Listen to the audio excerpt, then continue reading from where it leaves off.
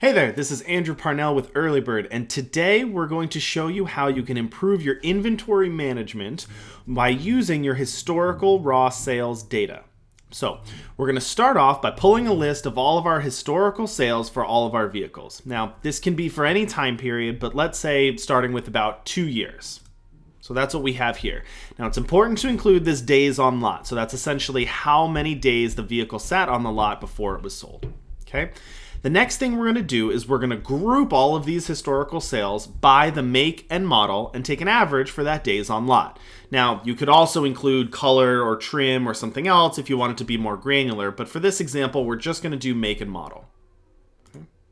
Now, this is what you can see here. We've now grouped all of our historical sales by the make and model of the vehicle, and we got the average days on lot. So that's on average how long that make model stood on the lot. So for example, the Chevy Camaro has an 87 days on lot on average before being sold.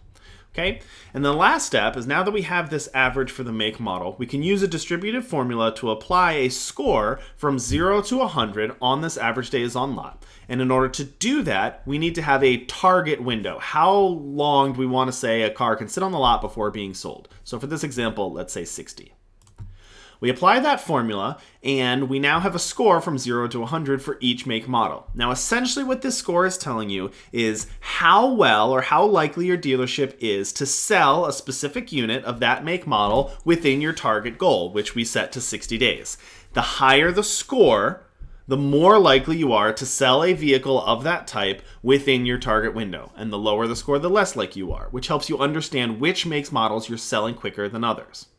Now, in the next video, what we're going to do is we're going to extrapolate this a bit further and apply these scores to our actual live inventory and help analyze which vehicles we should be getting rid of quicker and which ones can afford to stay on the lot a little bit longer.